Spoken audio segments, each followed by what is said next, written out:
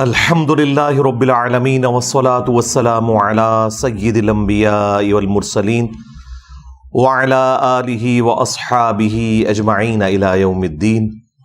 الحمدللہ آج 27 اگست 2023 کو سنڈے کے دن ہمارا یہ پبلک سیشن نمبر 109 منعقد ہونے جا رہا ہے۔ آپ کے سوالات ریئل ٹائم یہ پرچیوں کی شکل میں میرے پاس آ چکے ہیں، انشاءاللہ انہیں میں بعد میں ڈسکس کروں گا۔ پہلے ایک کرنٹ ایشو جو آج کل پاکستان کے مین سٹریم میڈیا کی بھی زینت بنا ہوا ہے اور سوشل میڈیا کے اوپر تو کافی دل دہلا دینے والی انفارمیشن سامنے آ رہی ہیں، اور وہ ہمارے صوبہ سندھ کے اندر رانی پور ایک جگہ ہے، وہاں پر ایک پیر صاحب ہیں اسد شاہ کے نام سے، ان کے گھر میں جو ظالمانہ قتل ہوا ایک کام کرنے والی بچی کا، فاطمہ جس کا نام تھا، بمشکل اس کی 10 سال عمر تھی۔ گھر والوں نے پیر صاحب کی خدمت کے لیے چھوڑا ہوا تھا، ظاہر ہے کہ جہالت عام ہے، اس طرح بچیاں لوگوں کے گھروں میں چھوڑنا خدمت کرنے کے لیے نہ تو یہ شرعی اعتبار سے حلال ہے اور نہ پاکستان کے قانون کے مطابق یہ حلال ہے۔ لیکن آپ کو پتہ ہے کہ ہم لوگ نہ دنیا کے ساتھ مخلص ہیں، نہ دین کے ساتھ، نہ اپنی آخرت کے ساتھ۔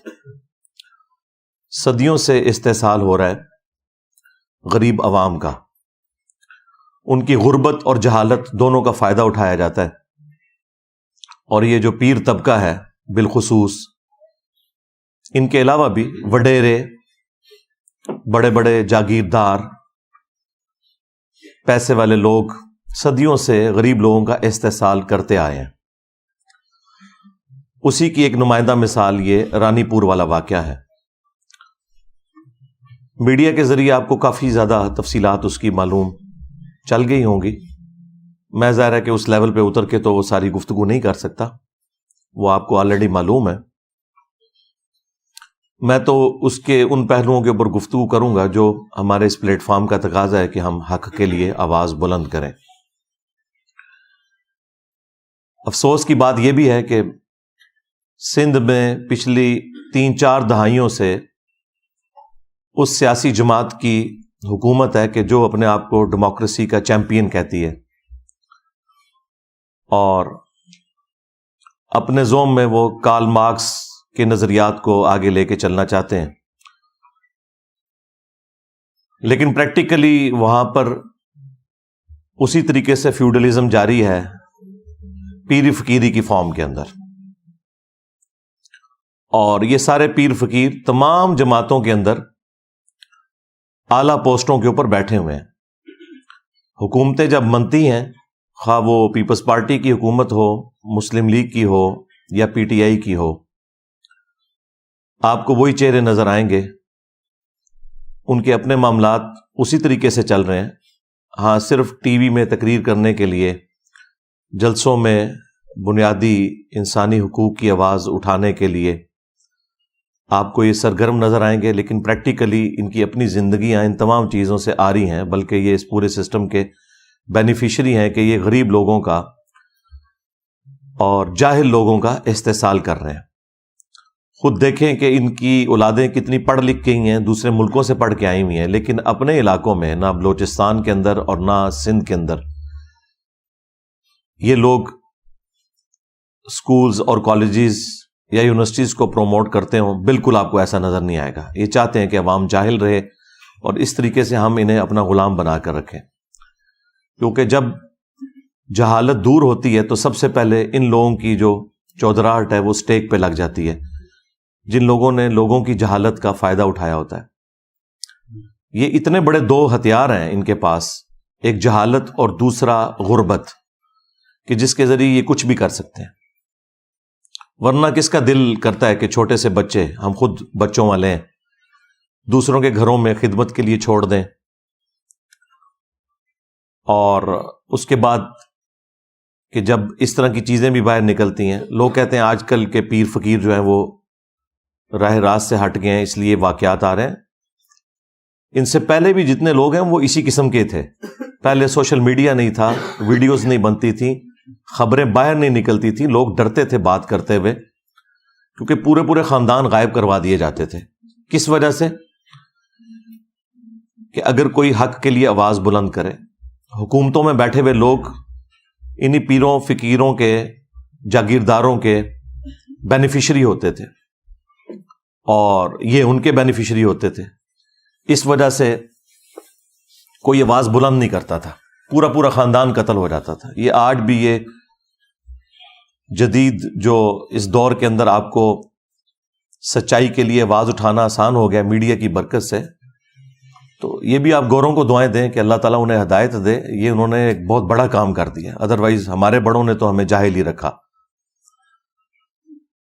اب اس طرح کی صورتحال کے اندر سب سے پہلے تو میں ایجوکیٹ کروں گا مسلم عوام کو کہ آپ کب تک اپنے مذہبی پیشواؤں کے ہاتھوں، جاگیرداروں کے ہاتھوں، پولیٹیشنز کے ہاتھوں اس طرح یرغمال بن کے رہیں گے. یہ کون سا اسلام ہے کہ آپ چھوٹے چھوٹے بچے اور بچیاں ان سو کالڈ پیروں کے اور بزرگوں کے حوالے کرتے ہیں، اور اس حمام کے اندر سارے ہی ننگے ہیں. 2 ہفتے پہلے ہم ایک جج کو ڈسکس کر رہے تھے، اس کے گھر میں ایک ملازمہ تھی، اس کی کتنی پٹائی کی جاتی تھی. جس طرح یہ اسد شاہ جو پیر ہے، اس کے گھر میں بھی اس کی بیوی اس کی پٹائی بھی کرتی تھی. وہی سیم صورتحال، اس کے جسم میں بھی کیڑے پڑ گئے، ہڈی ٹوٹی ہوئی تھی جب اس کی لاش کو غسل دے رہے تھے. لیکن وہ غریب طبقہ تھا، خاموش ہو گیا اور انہیں دبا کر ان لوگوں نے یہ بیان دینے پر مجبور کیا کہ یہ بیماری کی وجہ سے مری ہے. اور وہاں کے ڈاکٹرز بھی ساتھ ملے ہوئے ہیں، پولیس بھی ساتھ ملی ہوئی تھی.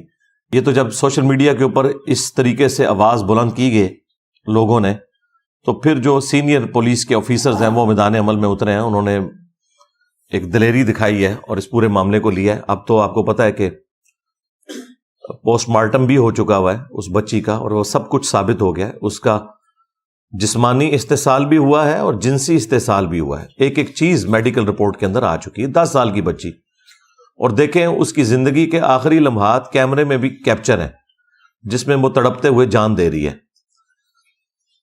پہلے اس کی ورڈک آئی تھی کہ ہم تو بڑے نیک لوگ ہیں، ہم تو اپنے ملازمین کو بھی اپنے ساتھ اپنے کمرے میں سلاتے ہیں کیونکہ گرمی ہوتی ہے، اور کیمرے ہم نے اسی لیے لگائے ہوئے ہیں کہ تاکہ یہ ملازمین چوری نہ کریں.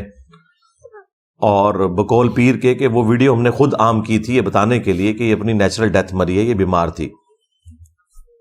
اور میڈیکل رپورٹ بھی جعلی بنوا لی انہوں نے. وہ تو جب اس کی لاش کا پوسٹ مارٹم ہوا ہے تو سارے معاملات کھل گئے کہ سب کے سب لوگ ملے ہوئے تھے، چاہے پولیس ہو، خواہ ڈاکٹرز ہوں، اور خواہ ان کے اپنے مریدین ہوں. حتیٰ کہ وہ جو کچے کے علاقے کے ڈاکو ہیں وہ اب ویڈیوز بنا کے یہ کہہ رہے ہیں کہ ہمارے پیر صاحب کے بارے میں جس نے بھی کوئی گفتگو کی ہم اسے نہیں چھوڑیں گے. یعنی ڈاکو بھی ان کی سپورٹ میں نکل آئے. یہ ان کی فضیلت کے لیے کافی ہے یہ بات. وہ صحافیوں کو، پولیس کو، میڈیا کے لوگوں کو دھمکیاں لگا رہے ہیں. تو یہ سارے ایک دوسرے کے بینیفیشری ہیں کیونکہ یہی وڈیرے اور پیر انہیں پالتے ہیں ڈاکوؤں کو، اور ان کے ذریعے عوام کے اوپر اپنی دھاک بٹھا کے رکھتے ہیں اور وہ ان کے لیے کام کرتے ہیں. بہرحال اس وقت میڈیا کے اندر جتنی اس کی آواز بلند ہوئی ہے اور جس طریقے سے ٹیک اپ کیا ہے ہماری پولیس نے اور باقی اداروں نے، تو مجھے لگ رہا ہے کہ انشاءاللہ یہ منطقی انجام تک معاملہ پہنچے گا. اور وہ تو جیل کے اندر ہے، اس کی بیوی غائب ہے، پری ریسٹ بیل لی ہوئی ہے، لیکن ظاہر ہے کہ وہ بیل تو خارج ہو جائے گی، وہ زیادہ عرصہ نہیں بیل رہتی. جس طرح وہ جج کی وائف کی بھی فارغ ہو گئی تھی اور وہ بھی اندر ہے، جج کو بھی اس کو نوکری سے فارغ کر رہے ہیں. اس کے ساتھ بھی اب اس طرح کا معاملہ انشاءاللہ مستقبل میں ہوگا. شواہد کی بنیاد کے اوپر لگ رہا ہے کہ یہ اب بچنے والا نہیں انشاءاللہ تعالی. تو میں عوام الناس سے ریکویسٹ کر رہا تھا کہ آپ لوگ بھی ان کے ہاتھوں یرغمال نہ بنیں. خدا کے لیے اپنے دین کی حفاظت کریں، اپنی آخرت کی حفاظت کریں، اپنی اولاد کی حفاظت کریں. یہ مذہبی پیشوا اور جو امیر لوگ ہیں ہمیشہ سے استحصال کرتے ہیں. ہم تو یہ آج باتیں کر رہے ہیں، آج سے 700 سال پہلے حافظ ابن کثیر جنہوں نے تفسیر ابن کثیر لکھی 774 ہجری میں وہ فوت ہوئے ہیں اور آج چل رہی ہے 1445 ہجری، تو آلموسٹ 700 سال پہلے انہوں نے قرآن کی تفسیر بھی لکھی. تفسیر ابن کثیر کے نام سے پوری دنیا میں اہل سنت کے ہاں ایک مین تفسیر مانی جاتی ہے، اگرچہ اس میں کچھ کمزوریاں بھی ہیں لیکن اوورال ایک بہت اچھی تفسیر ہے. اور پیرلل میں انہوں نے تاریخ ابن کثیر بھی لکھی.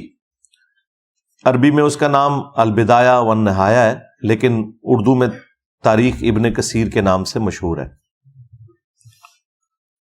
اس میں انہوں نے اپنے زمانے کے لوگوں کے بارے میں لکھا ہے اور کیٹاگوریکل انہوں نے مینشن کیا ہے کہ جتنے حکمران ہیں، بادشاہ، حکومتی عہدے داران، علماء، فقہا، بزرگان دین کی انہوں نے فضائل لکھے ہوئے ہیں. اس میں میری ویڈیو سے متاثر نہیں ہوئے تھے ابن کثیر.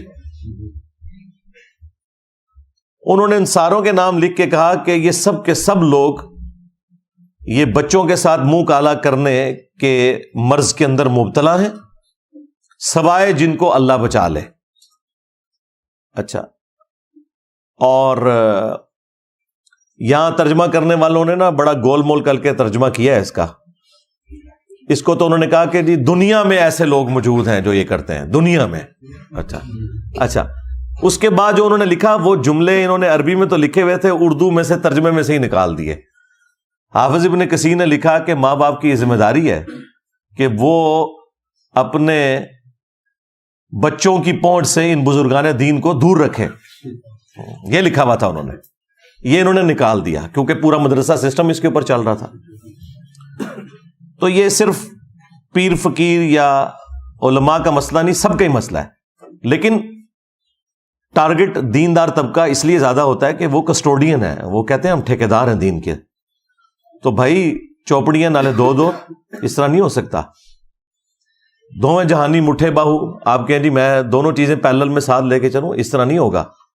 اگر آپ دنیا میں عزت کلیم کر رہے ہیں قرآن و سنت اور دین کے نام کے اوپر، تو اب جب آپ ایکسپوز ہوں گے تو آپ کے ساتھ ذلت والا معاملہ بھی دوہرا ہوگا کیونکہ آپ نے عزت اس کی بنیاد پہ کمائی ہوئی تھی. اب یہ تو عوام کے لیے میرا ایک میسج تھا، بلکہ ہماری تو پوری کی پوری دعوت عوام کو ایجوکیٹ کرنے کی ہے. رہ گئے یہ پیر فقیر طبقہ یا علماء کا طبقہ، ان کے لیے بس میں اتنا ہی کہوں گا، ان میں جو اچھے لوگ ہیں ان کو چاہیے کہ فرنٹ سے لیڈ کریں، اور جو ان کے اندر یہ کالی بھیڑیں گھسی ہوئی ہیں، بلکہ یہ کالی بھیڑوں میں جو 2-3 سفید ہیں وہ ان کالی بھیڑوں کو ایکسپوز کریں. یہ ساری کالی ہیں الا ماشاء اللہ. لیکن اکا دکا لوگوں کے سوا آپ کو کسی کا بیان نظر نہیں آئے گا. بڑے لوگوں میں سے تو کسی کا بیان نہیں ہے، کسی پیر کا، کسی بڑے مفتی کا کوئی بیان آپ کو نظر نہیں آئے گا جو ان کے ہیڈز ہیں کہ وہ اس طرح کے واقعات کو کنڈیم کریں. خصوصاً اب جب واقعہ آیا تو سامنے ان کا بیان آنا چاہیے. ویسے تو یہ چھوٹی چھوٹی بات کے اوپر جو ہے وہ سڑکوں کے اوپر نکل آتے ہیں، روڈز بلاک کر دیتے ہیں، احتجاج کرتے ہیں، دھرنے دیتے ہیں. اب یہ کہاں مر گئے ہیں؟ نہیں نظر آ رہے، کیونکہ اگر وہ سامنے نکلیں گے تو وہ بتائیں گے بھائی آپ لوگ بھی تو یہی کچھ کر رہے ہو. ایک دوسرے کے یہ سمجھ لیں جنہوں کہنا ہے پنجابی کاڑے نے، ایک دوسرے کی اصلیت ان کے اوپر ایکسپوز ہوئی ہے. سیدھی سی بات ہے، ہمیں تو یہی لگ رہا ہے. کدھر یہ بڑے سامنے آئے نا، یہ جو کہتے ہیں جی نہیں وہ اصلی پیر بھی ہوتے ہیں، جی جعلی پیر بھی ہوتے ہیں، ڈبا پیر بھی ہوتے ہیں. چلو جی جڑے اصلی نے سامنے آؤ، نہیں آ رہے. یہی کچھ ہی ہے سب کچھ الا ماشاء اللہ. تو ان کے لیے تو یہ میسج ہے. باقی جو ان میں کالی بھیڑیں ہیں جو زیادہ تر ہیں، انشاءاللہ اللہ تعالیٰ انہیں عذاب دے گا. ان کے لیے تو ہماری دعا ہے کہ اللہ تعالیٰ انہیں ہدایت دے. اگر ہدایت نہیں ہے تو تباہ و برباد کرے، اس دنیا کو پاک کرے ان لوگوں سے. اس کے بعد جو ہماری حکومت میں بیٹھے ہوئے لوگ ہیں، چاہے وہ پولیٹیشنز ہوں، ریاستی اداروں کے لوگ ہوں، ان سے بھی میں کہوں گا کہ آپ لوگ اس طرح کے معاملات کے اوپر سینسٹیو ہو کر یہ سمجھتے ہوئے کہ یہ بچے ہمارے ہی بچے ہیں، اگر آپ کے بچوں کے ساتھ کوئی ایسا معاملہ ہوتا تو آپ لوگ کیا کرتے؟ آپ لوگ ان تمام معاملات کے اندر ان بچوں کو اپنا بچہ سمجھتے ہوئے ٹیک اپ کریں اور نہ دن دیکھیں اور نہ رات، اور ان معاملات کو فوراً منطقی انجام تک پہنچائیں اور میڈیا کے ذریعے عوام کو اپڈیٹ رکھیں اگر آپ آنے والی نسلوں کو بچانا چاہتے ہیں، نہ کہ یہ کہ آپ ان کی پشت کے اوپر کھڑے ہوں ان لوگوں کو سپورٹ کرنے کے لیے۔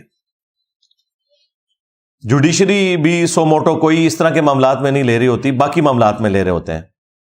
اس وقت بھی سپریم کورٹ کے اندر 54,000 سے زیادہ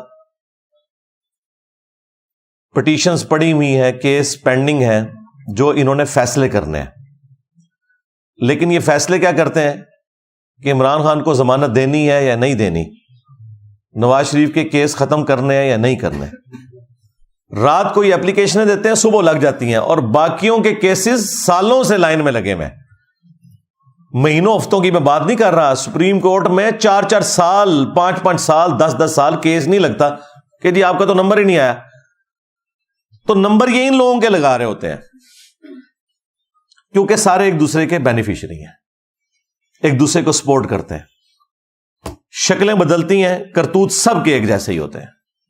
ہاں، کچھ کے آپ کو شروع میں نہیں پتا چلتے، بعد میں پتا چل جاتے ہیں،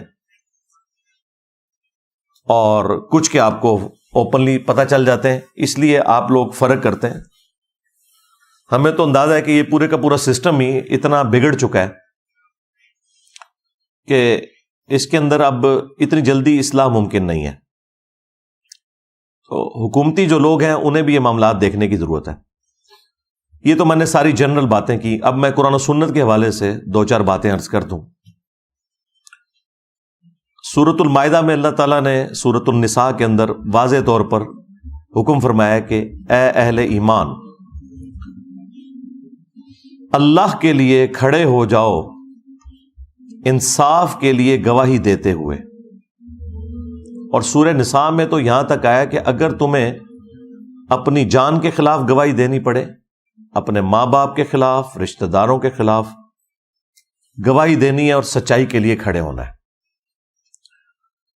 اس طرح کے سارے معاملات کے اندر بھی جو لوگ گواہ ہیں انہیں پتہ ہے کہ ریئل ٹائم کیا ہوا ہے، انہیں بالکل گواہی دینے میں کوئی آر محسوس نہیں کرنی چاہیے اور دلیری سے گواہی دینی چاہیے۔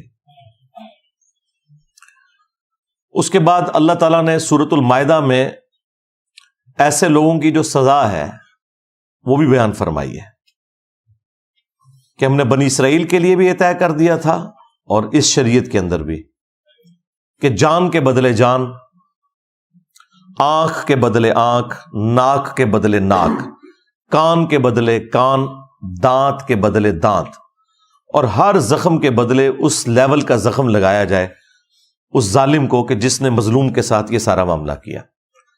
اس طرح کے جتنے واقعات رپورٹ ہوتے ہیں، جو تکلیف ان لوگوں نے ان بچوں کو دی ہوتی ہیں، یہ ساری تکلیف انہیں دینی چاہیے اور اعلانیہ دینی چاہیے۔ سورۃ النور میں بھی آیا نا کہ بدکاری کی سزا کو ویٹ کرے گا مسلمانوں کا ایک گروہ تاکہ باقیوں کے لیے ڈیٹرنس ہو جائے۔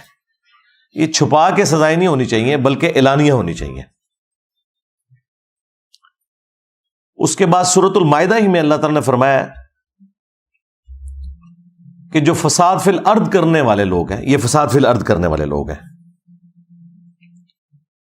اس طرح کے لوگ جو غریبوں کے ساتھ یہ ظلم والا معاملہ کرتے ہیں، یہ جو فساد فی الارض کرنے والے لوگ ہیں، ان کی سزا یہ ہے کہ ان کے مخالف سمت کے ہاتھ پاؤں کاٹ دیے جائیں اور انہیں سولی دے دیا جائے۔ پبلکلی یہ سارے کا سارا معاملہ ان کے ساتھ کیا جائے تاکہ باقی لوگوں کے لیے ڈیٹرس بنے۔ اس طرح کے جتنے بھی پیر فقیر لوگ ہیں یا حکومتی عہدے داران ہیں جو اس طرح کے معاملات کے اندر ملوث ہیں، ان کو اس قسم کی سزائیں ہونی چاہیے۔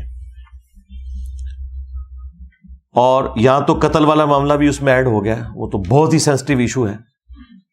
سورۃ المائدہ میں ہی اللہ تعالیٰ نے فرمایا کہ بس 2 استثناء ہے، ایک جان کے بدلے جان یعنی قتل کے بدلے قتل، اور دوسرا فساد فی الارض۔ ان 2 کیسز میں تو کسی کی جان لی جا سکتی ہے اور وہ بھی جوڈیشری کے تھرو، ہر شخص قانون ہاتھ میں نہیں لے گا۔ اس کے سوا جس نے کسی ایک جان کو بھی قتل کیا، گویا اس نے پوری انسانیت کا قتل کر دیا۔ اور پھر اللہ تعالیٰ نے فرمایا جس نے ایک جان کو بچایا گویا اس نے پوری انسانیت کو بچا لیا. پوری انسانیت کو کیسے بچا لیا؟ ڈیٹرنس کی وجہ سے. اگر قاتل کو یہ پتا ہو کہ مجھے سزا ملے گی تو وہ قتل سے باز آئے گا. اور یہ اسے کیسے پتا چلے گا؟ جب اس طرح کی حرکت کسی اور نے کی ہوگی اور اس کی سزا اس نے ویٹ کی ہوگی. 10 سال کی بچی اس کے ساتھ جسمانی اور جنسی زیادتی کرنے کے بعد قتل کیا گیا ہے نعوذ باللہ, اور میڈیکل رپورٹ بھی پھر اس کی خراب بنوائی گئی ہے اور گھر والوں کو بھی دبکا دیا گیا. یہ حالت ہے اس ملک کی.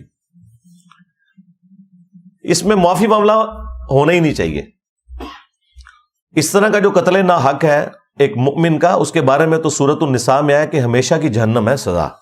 جی ہاں, ہمیشہ کی جہنم. اور اس کو سپورٹو وہ حدیث بھی ہے ابو داؤد کی کہ اللہ تعالیٰ قیامت کے دن یا تو شرک معاف نہیں کرے گا یا قتل ناحق کو معاف نہیں کرے گا, باقی ہر گناہ معاف کر دے گا جس کے لیے چاہے گا.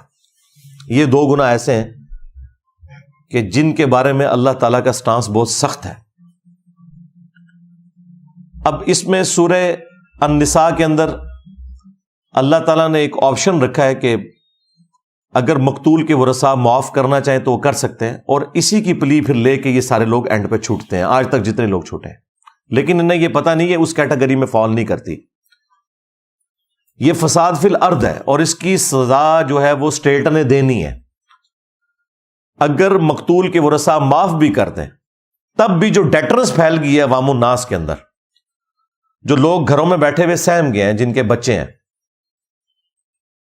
ان کے دل سے خوف کون کم کرے گا؟ اس کے لیے پھر یہ ہے کہ اسٹیٹ فرنٹ سے لیڈ کرے گی اور فساد فی الارض کی سزا ان لوگوں کو دی جائے گی. یہ بالکل نہیں چھوٹ سکتے. اسی لیے اللہ تعالیٰ نے قرآن پاک میں باقی گناہوں کے معاملے میں تو معافی کی روش اختیار کرنے کا حکم دیا, حقوق العباد کے معاملے میں بھی کہ ایک دوسرے کو معاف کر دیا کرو.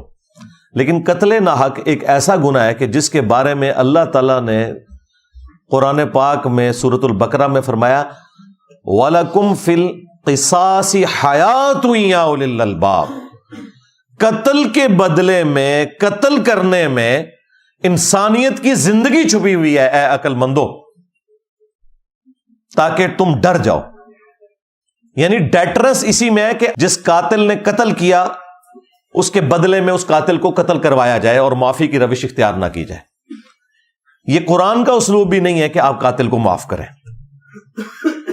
حتیٰ کہ بخاری اور مسلم دونوں میں حدیث موجود ہے کہ قیامت کے دن سب سے پہلے قتل کے مقدمے کا فیصلہ ہوگا. سب سے پہلے قتل کے مقدمے کا.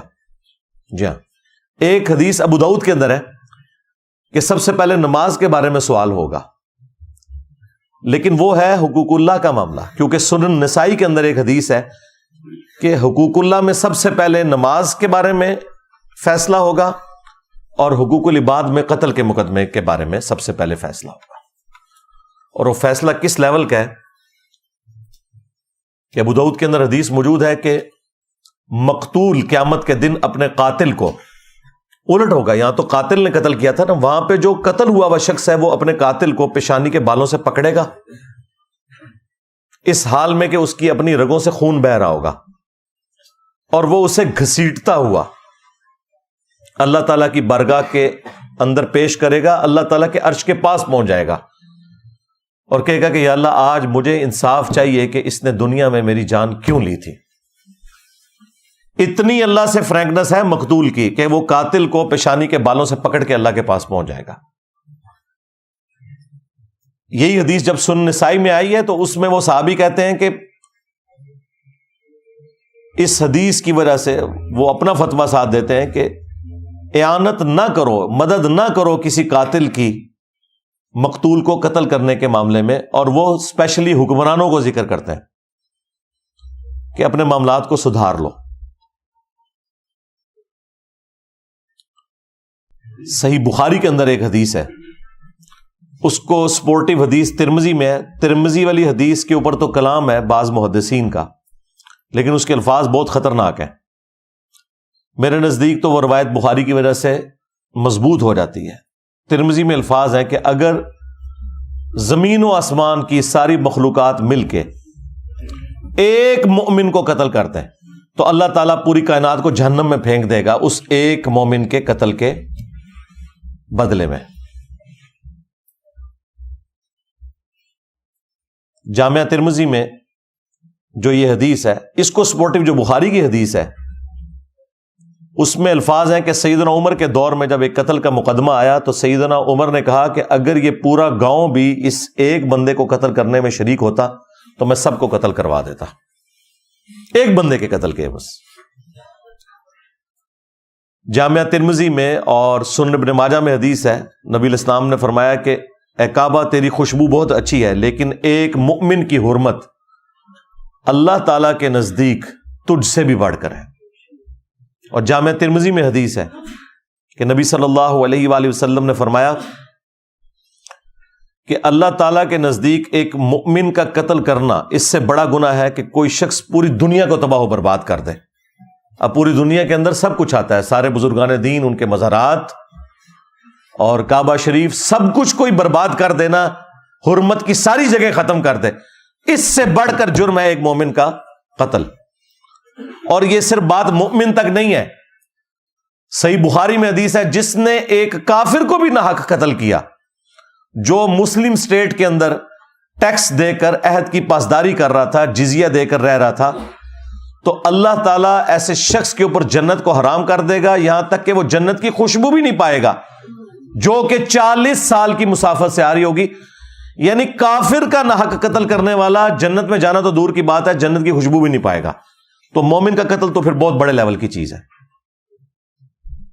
لیکن یہ ساری کی ساری حدیثیں, آیات ہماری کتابوں میں لکھی رہ گئیں. پریکٹیکلی مسلمان اس وقت دنیا کے امن کے لیے ایک خطرہ ہی بنے ہوئے ہیں تھوڑے سے ہیں, زیادہ تر مسلمان تو ایسے نہیں ہیں, لیکن وہ تھوڑے اتنے ڈومیننٹ ہیں کہ اس دنیا کو انہوں نے جہنم بنا دیا. پاکستان کو تو بنا دیا ہے جہنم آپ کے سامنے. نہ مسلمانوں کی جان مسلمانوں کے ہاتھ سے محفوظ ہے اور نہ نان مسلمز کی جان ان لوگوں کے ہاتھ سے محفوظ ہے. جب چاہتے ہیں جس کے اوپر چاہتے ہیں چڑھ دوڑتے ہیں اور ایک سمجھ لیں لا قانونیت والا معاملہ نظر آتا ہے. اس لیے میں نے قتل ناحق سے متعلق یہ ساری حدیثیں فی البدی بیان کی, اور یہ اتنی دفعہ میں نے بیان کی ہیں کہ وہ مطلب مجھے کوئی بیٹھ کے کوئی رٹا نہیں مارنا پڑتا. یہ آپ رات کو 12 بجے بھی اٹھا کے مجھ سے آیات اور احادیث سنیں, کیونکہ اس ملک میں تو آئے دن یہ احادیث ہمیں بیان کرنی پڑتی ہیں کہ خدا کے لیے بیسک ہیومن رائٹس کا کوئی خیال کریں, یہ دنیا کو رہنے کے قابل چھوڑیں, خواہ انڈیویجول لیول پہ ہو خواہ جماعتی لیول کے اوپر ہو, ایک دوسرے کی جان کی قدر کریں. اور اس میں آخر میں حکمرانوں کے لیے میسج ضرور دوں گا جنہیں بڑا شوق ہے پوسٹ حاصل کرنے کا, لیکن میں ببانگ دوہل کئی ویڈیوز میں کہہ چکا ہوں کہ حکمرانوں کی تو جہنم کنفرم ہے, الا ماشاء اللہ کو بچ جائے تو بچ جائے, حکمران نہیں بچتے. انہیں بڑی شیروانیاں پہننے کا اور بڑی ٹائیاں لگانے کا, بڑے بیج لگانے کا شوق ہے, انہیں پتہ نہیں ہے کہ یہ پوسٹ کتنی خطرناک ہے. بخاری اور مسلم دونوں میں حدیث ہے کہ بدترین گڈریا وہ ہے جو کسی قوم کے اوپر گڈریا ہے, یعنی حکمران ہے, اگر اس نے انصاف نہ کیا تو وہ جنت کی خوشبو بھی نہیں پائے گا. ہاں جی, خوشبو بھی نہیں پائے گا. ایک اور حدیث ہے بخاری اور مسلم میں, تم میں ہر شخص نگہبان ہے, اس سے اس کی رعیت کے بارے میں پوچھا جائے گا. پھر نبی الاسلام نے اسے کھولا اور فرمایا کہ ایک خاوند اپنی بیوی اور بچوں کے اوپر حکمران ہے, اگر ان کے ساتھ انصاف نہ کیا تو اس کی پکڑ ہوگی. ایک بیوی اپنے خاوند کے مال اور بچوں کے اوپر حکمران ہے, اس سے اس کے بارے میں پوچھا جائے گا. اور ایک حاکم وقت اپنی رعایا کے اوپر نگہبان ہے, اس سے اس کے بارے میں پوچھا جائے گا. کامیاب ہو گیا تو ہو گیا, ادروائز تو جہنم پھر پکی ہو گئی. ہاں, اگر کوئی اچھا حکمران ہے اس کے بارے میں بخاری مسلم میں حدیث ہے کہ 7 لوگوں کو اللہ کے عرش کا سایہ ملنا ہے, ان میں سے پہلے نمبر پہ عادل حکمران ہے. ہاں, وہاں پہ بھی مرتبہ اوپر ہے, لیکن یہ پھر آپ کو ڈھونڈنے سے بھی نہیں ملے گا کوئی, یہ بڑا مشکل کام ہے. اس لیے اگر پوسٹ سنبھالی ہے تو میرے بھائی ان پوسٹ کے تقاضے بہت زیادہ ہیں. ذمہ داری پھر یہ نہیں ہے کہ آپ نے پریولیجز ہی لینے ہیں, نہیں, رسپانسبلٹی بڑھ جائے گی. اللہ کے حضور پھر کوئی چھڑوانے والا نہیں ہوگا اگر آپ نے اپنی پوسٹ کے ساتھ انصاف نہیں کیا اور اپنے معاملات کو صحیح طریقے سے نہیں لے کر چلیں۔ ہم تو حکمرانوں کو بار بار اس طرح کے معاملات کے اندر جھنجھوڑتے رہتے ہیں، چیزیں ہائی لائٹ کرتے رہتے ہیں، اور عوام الناس کو تو خیر مسلسل ایجوکیٹ کر رہے ہیں کہ اپنے معاملات کو سدھاریں، کسی کے اوپر آپ ڈپینڈنٹ نہ ہو، اپنے آپ کو ایجوکیٹ کریں۔ اس کے باوجود اگر اس طرح کے کوئی معاملات ہوتے ہیں تو پھر ہمیں اپنی غلطیوں کے اوپر بھی غور کرنا چاہیے۔ صلو علی محمد و آل محمد، اللہم صلی علی محمد وعلی آل محمد واصحاب محمد وازواج محمد وامت محمد اجمعین الی یوم الدین، آمین۔